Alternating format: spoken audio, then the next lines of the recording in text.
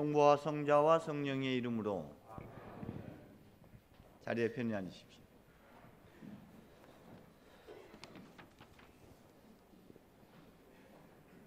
요즘 제가 아침마다 감사하는 것 중에 하나는 머리숱이 제가 별로 없는데 안 빠지고 있다는 것이 감사드려요. 성탄 시기는 2월 2일 오주 봉헌 때까지를 성탄 시기라고 합니다. 예수 부활 후 40일의 부활 시기가 있다면은 이제 성탄도 여러분이 곱씹어야 하는 그런 숙성의 여정이 있죠. 요즘은 많이 그 성탄 시기가 이렇게 줄어들긴 했습니다. 그래서 성탄 후 일주가 금주가 된다면은 다음 주는 1월 6일 관련해서 오주 공연 주길이 되고요. 그리고 바로 연중 주간으로 이어지게 됩니다. 그래서 그 주간까지 주님의 세례를 기념하는 데까지는 성탄 장식들을 그대로 두죠. 제가 오늘 아침에 입당하기 전에 마국간을 잠시 들여다봤는데 마국간 헌금통이 비어 있더라고요. 여전히 헌금통이 비어 있다는 것은 예수님이 아직 방을 못 구하고 있다는 생각이 들었어요. 그 헌금통을 놓아둔 이유는 여러분들이 들어오셔서 저런 게 있구나가 아니라 그 앞에서 아기 예수를 바라보며 그 묵상을 하면서 자신의 주머니를 비워내는 것이어야 됩니다. 그 지난주에 저희 우리 스테반 의원님이 저한테 건넨 봉투가 하나가 있었는데 마국간 헌금이었어요. 양이 얼마 안 됐습니다. 그래서 기다리고 있는 겁니다. 천주교 교인들은 성모 마리아 상이나 아니면은 그 예수님 상이 있으면 그 앞에서 잠시 묵상하는 습관들이 잘 훈련되어 있죠. 그 마국간을 해놓은 이유도 마국간 안에서 하나님의 자기 비움을 우리가 묵상하게 되는 것이고요. 지금도 역시 빈 방이 없어서 태어날 몸을 구하지 못하고 방황하고 있는 그리스도를 잠시 묵상하면서 자신을 비워내는 기도를 바치게 되죠. 지난번에도 말씀드렸듯이 요번에 봉헌되는 저 마국간 헌금은 수원에 있는 노숙자들을 위해서 쓸 겁니다. 그분들에게 따뜻한 호빵이락도 좀 이렇게 나눠드리고 좀 필요한 것들을 좀 제공해 줄 수 있었으면 좋겠다는 생각이 드는데 거기 노숙자들이 상당히 많습니다. 여러분들이 봉헌한 양 가지고는 택도 없습니다. 그러니 다음 주까지 저 봉헌함을 놓아둘 테니 다음 주까지 여러분의 주머니를 비워내십시오. 카드도 받습니다. 세무위원님 카드 받아도 되죠? 안 돼? 안 돼? 카드 놓고 가지 마세요 그럼. 2017년도 마지막 날 마지막 주일입니다. 한 해를 어떻게 보내셨는지 한번 성찰해 보십시오. 그야말로 힘든 일도 있었고 행복했던 일들도 있었을 것이고 어떻게 오늘은 아쉬움과 어떤 기대가 교차하는 그런 날이죠. 미련 없이 지난 날을 보내시기 바랍니다. 후회보다는 그동안 여러 가지 어려운 상황 속에서도 잘 버텨준 여러분 자신이 있습니다. 날 찾아가는 여정에 한 걸음 내딛던 그런 그 정진의 노력들도 있었습니다. 그런 여러분 자신을 좀 더 격려하고 위로해주고 좀 칭찬해 줄 수 있는 그런 하루로 마무리가 됐으면 좋겠고 또 다가오는 한 해 여러분의 기대만이 아니라 하나님의 기대도 있을 겁니다. 하나님께서는 2018년도라는 한 해를 나에게 어떤 기대를 갖고 계실까 좀 물어주셨으면 좋겠어요. 그래서 내 뜻, 내 생각을 좀 비워내고 하나님의 뜻을 받아들일 수 있는 2018년도 되기를 간절히 소망합니다. 세 분만 아멘 했습니다.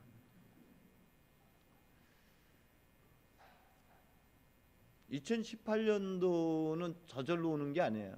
해는 분명히 뭐 달력은 넘어가겠지만은 여러분들이 거기다 좀 더 많은 의미를 좀 부여해 주셨으면 좋겠다는 생각을 합니다. 우선 첫 번째로 오늘 복음을 통해서 우리가 볼 수 있는 것은 율법적 삶입니다. 율법적 삶이다 그러면 자기가 정해놓은 규칙과 자기 틀 이것을 살아간다는 의미이기도 합니다. 율법을 넘어야지 복음에 다다를 수 있습니다. 아기의 부모도 시므온도 안나도 율법을 따라 규정을 지키고 밤낮 없이 기도하는 삶을 살았습니다. 우리가 신앙생활도 때때로는 책임감과 의무감을 가지고 때로는 교회 가기 싫어도 억지로라도 기도하고 싶지 않아도 억지로라도 그 실천해내는 그런 일정 정도의 의지적 노력이 우리에게 필요하다는 겁니다. 그래야지 어느 때가 돼야 비로소 그것이 무르익고 어느 순간 눈떠짐의 역사가 일어날 수가 있죠. 제가 나이 20살 넘어서 군대 갔는데 맨날 시키는 게 제식 훈련만 시켜요. 앞으로 가, 뒤로 가, 좌로 가, 우로 가. 왜 시킬까요? 걸음마를 못 배워서 시키는 걸까요? 끊임없이 이런 훈련을 통해서 반복된 훈련을 통해서 어느 순간 그것의 이치, 그것의 논리를 깨닫게 돼요. 우리가 억지로라도 주의를 지키고 공기도에 참여하고 바쁜 일이 있어도 좀 이렇게 뒤로 미루고 기도하는 시간 정해놓은 시간에 기도하는 것을 갖는 것은 굉장히 의미 있는 것입니다. 그것이 어느 날 어느 순간 터져 나오게 됩니다. 우리 안의 실상은 해석하지 못하고 이해하지 못해서 그렇지 하느님을 찾고자 하는 내 안에 하느님을 찾고자 하는 그리움과 열망이 가득 차 있죠. 그 표현의 하나가 아마 오늘쯤 몸이 근질근질해서 어딘가 떠나고 싶은 마음들 있을 겁니다. 적어도 해맞이 지금 아마 먼 곳에 지금 해넘이를 기다리고 있고 해맞이를 기다리고 있는 분들도 있을 거예요. 집 떠나면 개고생인데 길에서 많은 시간 보내고 오늘 저녁에 보낼 사람들도 분명히 있을 것 같아요. 근데 그 그리움, 달을 보고자 햇빛을 해를 맞이하고자 하는 그 그리움, 그 마음은 무슨 마음일까요? 그 마음이 가리키는 달은 무엇일까요? 그것이 손가락이라면은 손가락이 지향하는 달은 무엇일까요?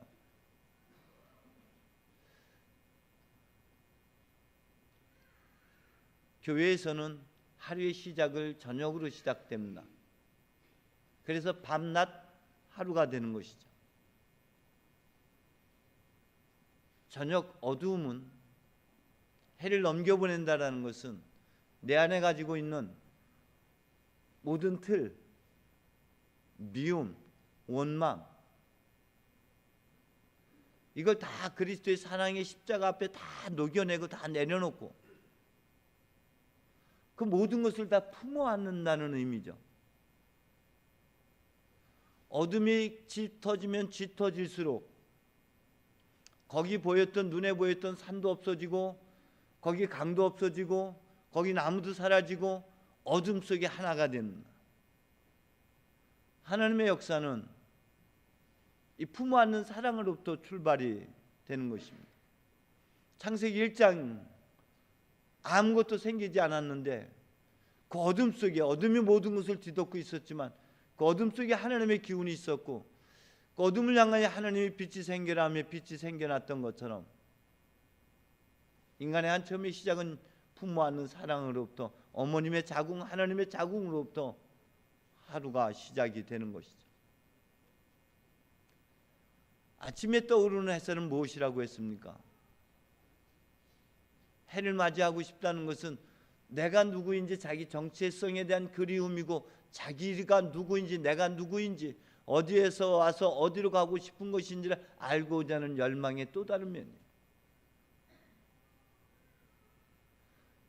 저 밖에 있는 해를 넘기고 해를 맞아들일 것이 아니라 내 내면에 해넘이를 해야 되고 내 내면에서 해맞이를 해야 돼. 그래서 난 누구인가를 알아차릴 수 있는 성찰의 여정이 우리에게 필요합니다. 그러나 거기까지 가기까지는 우리가 매일같이 반복된 훈련이 필요한 것이죠.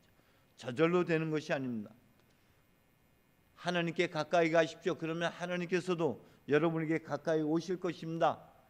야고보서 4장 8절에서 이렇게 말씀하고 있습니다. 가까이 다가가기 위한 훈련을 해야 됩니다. 정해놓은 시간에 하늘 앞에 무릎 꿇고 하느님 앞에 기도하는 시간, 하느님의 말씀과 직면하는 시간 가질 때 그것이 물이 익어서 숙달이 되면은 어느 순간 모든 순간에 하나님의 은총을 가득 차게 됩니다. 가장 큰 장벽이 있다라면은 나를 넘어서는 장벽입니다. 내가 쳐놓은 장벽들이 있어요. 이건 안 돼, 이건 돼 하는 내가 만들어 놓은 나만의 성들이 있습니다. 그걸 깨야지 하나님을 만날 수 있습니다. 적어도 중풍병자가 그의 친구들과 더불어서 지붕을 뚫어냈던 것처럼 자케오가 그들을 가로막고 있는 예수님을 보고자 하는 열망을 가로막고 있는 군중을 넘어서서 돌무화과 나무에 올라갔던 것처럼 죽음을 무릅쓰고 나병 환자가 예수님에게 다가가고 무릅쓰고 하열병 앓던 여인이 예수님의 옷자락을 잡았던 것처럼 그렇게 다가가면 노력들이 필요합니다. 잘 알지 못하지만 잘 깨닫지 못했지만 정해놓은 시간 매일 하나님의 말씀을 되씹고 곱씹는 이 노력들이 우리에게는 필요합니다.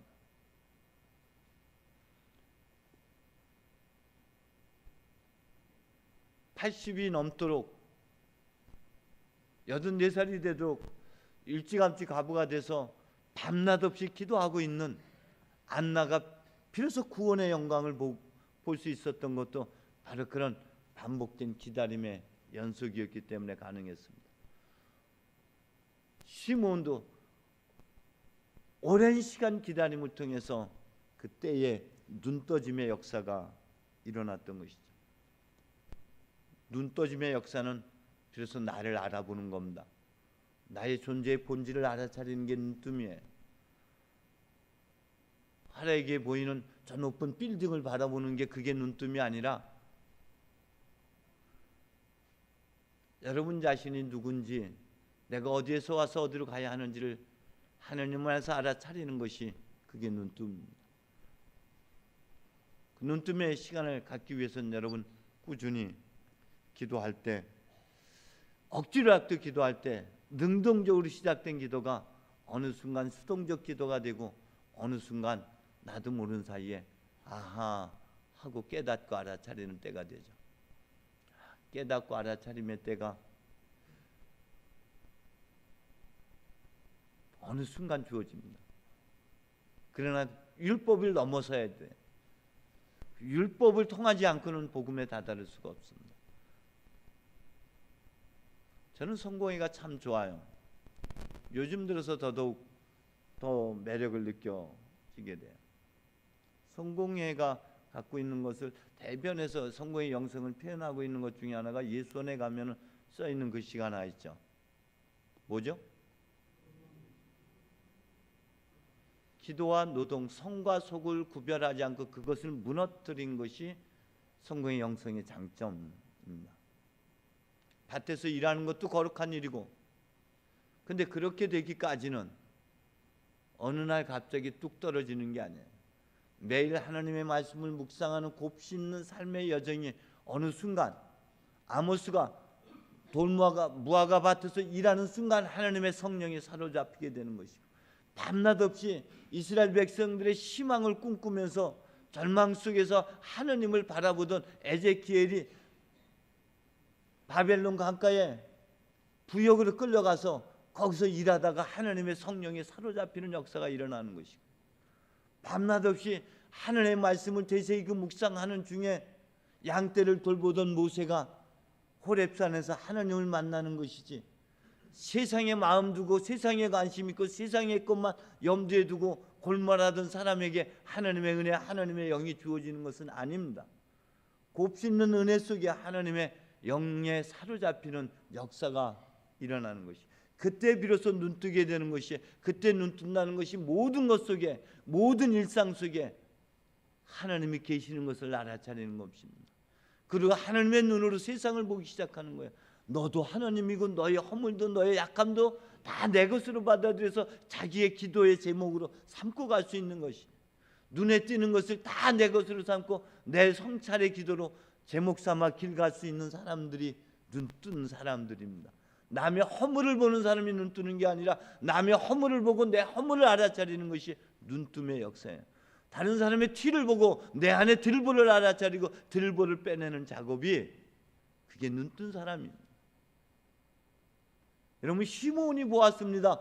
안나가 보았습니다. 무엇을 보았습니까? 여러분, 우리는 끊임없이 화려한 것에서, 위대한 것에서, 큰 것에서 뭔가를 찾아내려고 해요. 그래서 금트듬해서 살아가요. 많은 재물이 있으면은, 높은 지위에 올라가면은 이제 행복해질 거고 거기에 하나님의 나라가 있을 것 같다는 착각 속에서 우리가 살아갑니다만, 거기에 하나님 계시지 않습니다. 네 생각과 내 생각이 다르다고 주님 말씀하십니다. 네가 원하는 자리 나 있지 않고 네가 원하지 않는 자리, 네가 보고 싶지 않은 자리, 네가 가고 싶지 않은 자리, 거기 나 있다고 주님 말씀하십니다. 시몬이 본 것은, 안나가 본 것은 아주 볼품없는, 보잘것없는 그 한 아이 안에서 본 것입니다. 화려한 왕궁에 희망이 있다고 우리는 생각하지만 거기 주님 계시지 않습니다.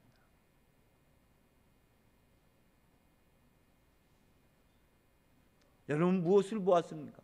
지금 무엇을 꿈꾸고 있습니까? 무엇을 기대하고 있습니까? 어떻게 완성되기를 바라보고 있습니까? 제가 지난 8월 달에 갔던 그 스페인의 그 기가 막힌 산이 하나 있었죠. 거기에 검은 마리아가 있었어요.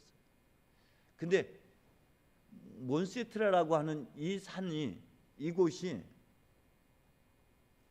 베네딕트 수도자가 거기에서 깊은 수도의 생활을 했던 곳이었고, 저는 그 자리가 ignasio가 깊이 기도했던 자리였고 아빌라 데레사가 기도했던 자리였던 것을 엊그저께서야 알았어요. 그래서 내가 거기에 대한 그리움이 그렇게 남았었구나. 저도 거기서 눈 뜬 은혜를 지금도 기억합니다. 어제 우리 아이들에게, 야, 그때 우리 그 몬세라트에 갔었지, 거기서 우리 뭐 기억하지? 근데 거기에서 바라보는 바위들, 거기에서 본 그 아름다운 세상들, 그때 제가 들은 음성은 나는 나다였어요. 네가 아무리 색칠해놓고 네가 뭘 해놔도 나는 나일 뿐이다. 그런데 이것이 완성되는 자리가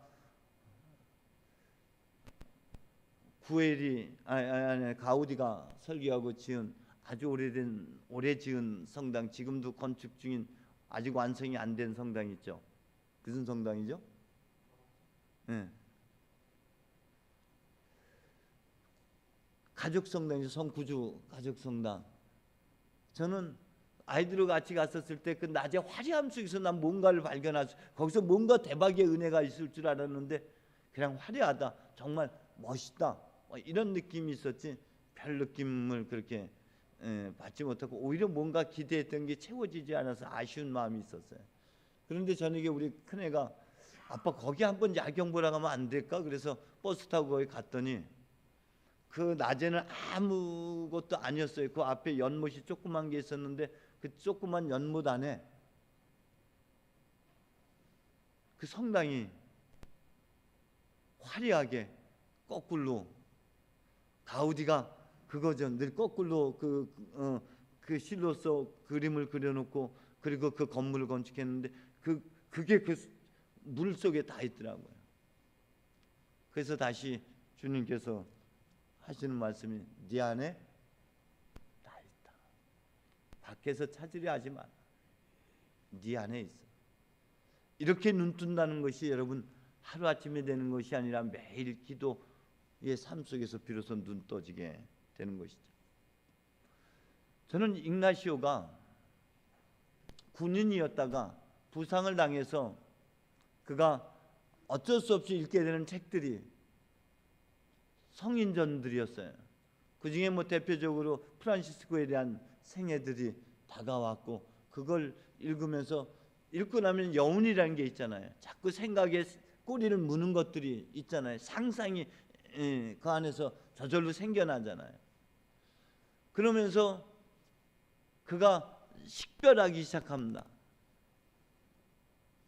내가 이런 생각을 가지고 내가 전투하고 빨리 부상으로부터 나아서 어떤 영웅적인 전투에서 그 사람들에게 지지를 받고 또 왕궁의 이쁜 공주로부터 사랑받고 인정받고 뭐 이런 것을 꿈꾸기도 하고, 근데 그것을 꿈꾸고 나면은 그 상상의 나래를 마무리하고 나면은 빈 가슴, 황량함만 남더라는 거예요. 그런데 프란시스코를 묵상하고 나도 그런 삶을 살아야지, 그리고 성경 말씀을 묵상하고 그 상상의 나래를 쫓아가다 보니까 남는 것은 아주 뿌듯함이고 보람이고 기쁨이 되는 거예요. 그래서 그는 이제 반복되게 이 좋은 책들을 읽기 시작했고, 그리고 성경을 읽기 시작했고, 그것을 묵상하고 그것을 상상하기 시작했어요. 그래서 나온 기도가 정강기도입니다.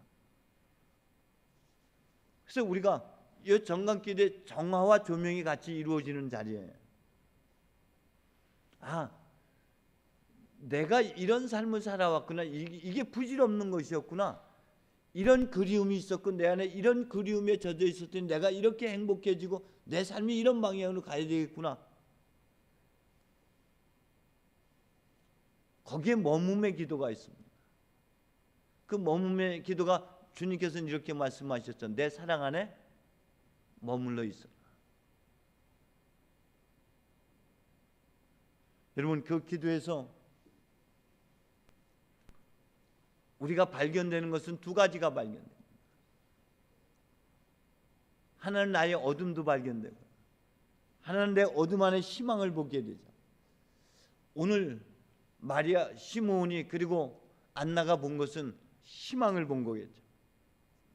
근데 희망의 완성을 본 건 아니었습니다. 시므온은 물론 희망의 시작과 희망의 끝까지 봤어요. 희망의, 우리 대부분 기독교인들이 기도할 때 희망의 시작 안에 머물러 있을 때가 참 많습니다.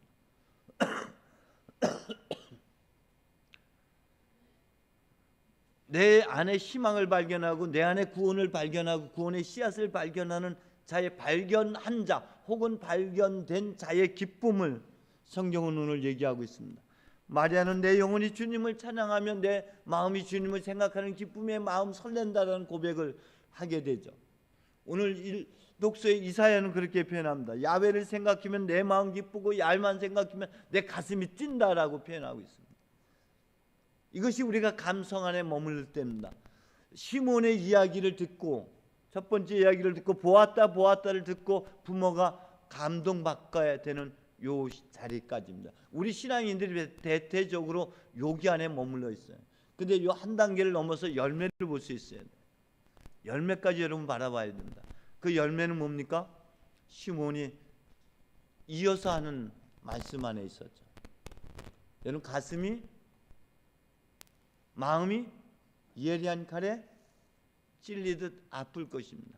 신앙의 여정 그 다음 단계는요, 식별을 통해서 분리해내는 일입니다.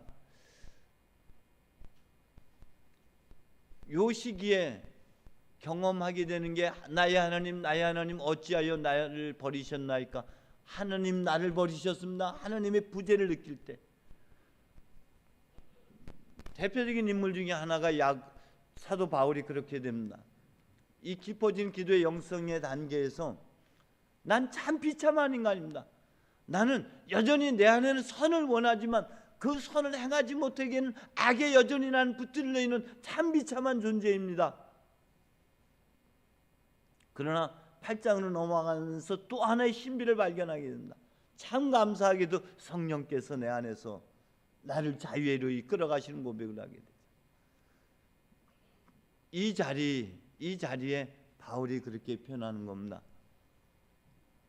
나는 이제 내가 그동안 자랑스럽게 했고 내가 추구했던 내가 소망했던 모든 것들을 쓰레기처럼 여기고 나는 이제 모든 것을 버리고 오직 그리스도 안에서 그리스도로 살아갈 것을 결단하게 되죠.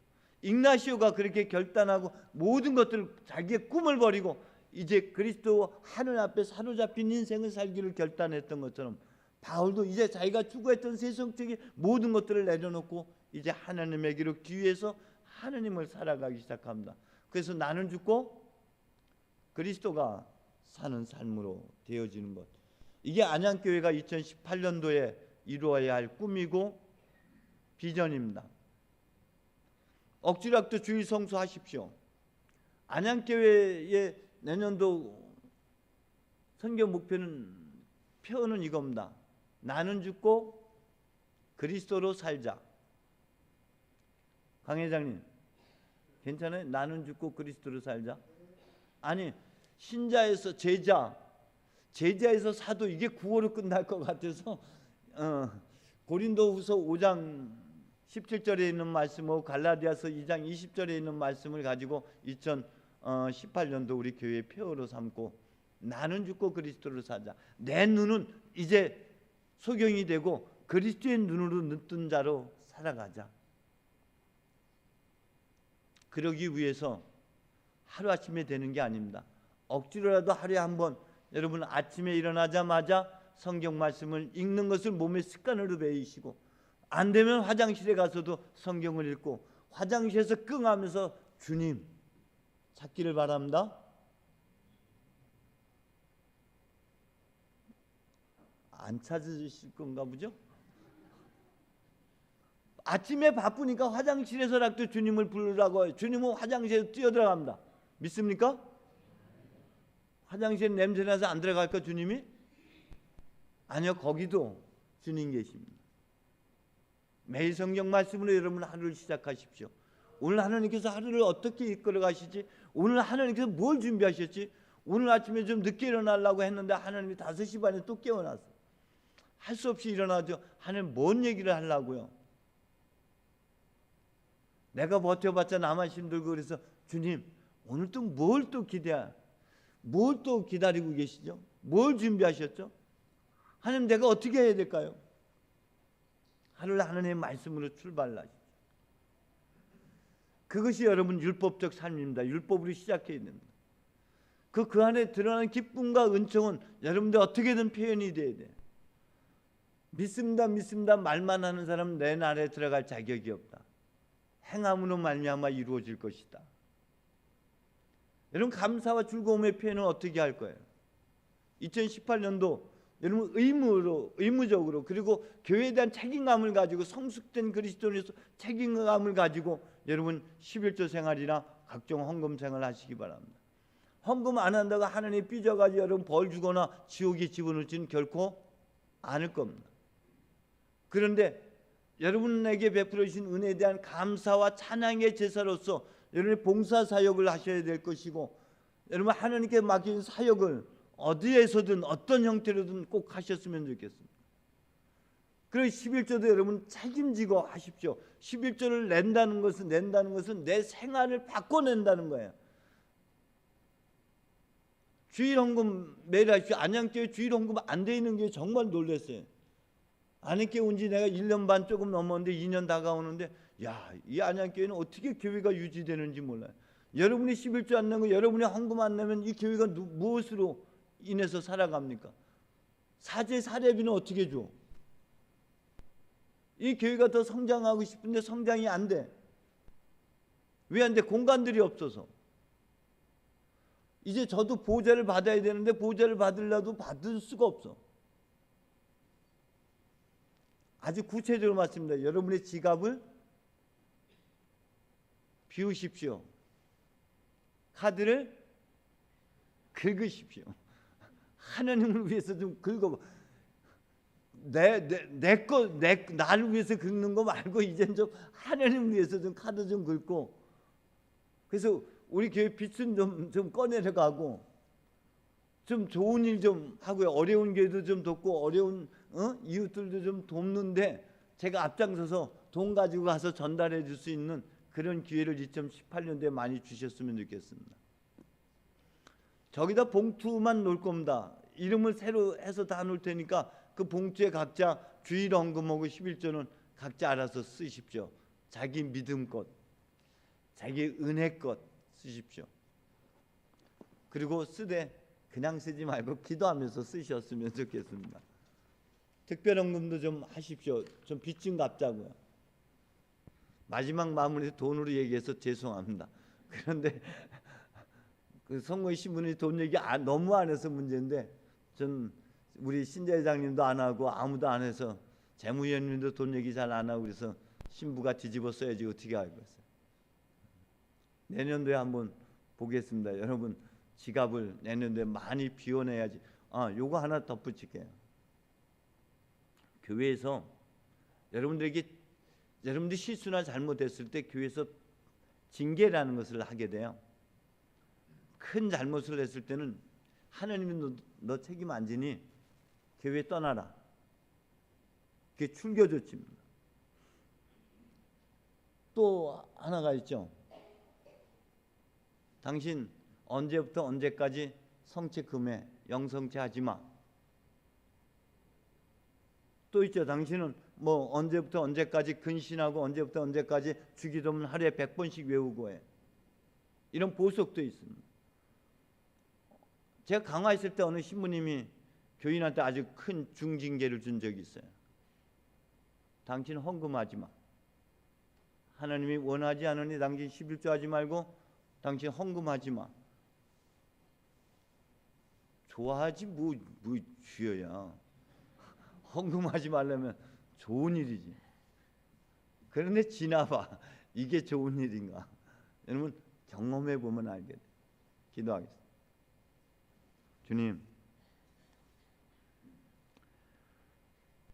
우리를 통해서 새로운 역사를 이루어가기를 또한 주께서 원하십니다. 한 해를 열심히 숨차게 달려왔습니다. 그런 우리를 위로해 주시고 또 하나님께서 숨을 불어넣어 주셔서 새로운 한 해 힘차게 하나님의 뜻을 이루어가고 우리 자신 잃었던 하나님 모습을 되찾아가는 여정에 주님 힘되어 주시옵소서. 예수님의 이름으로 기도합니다.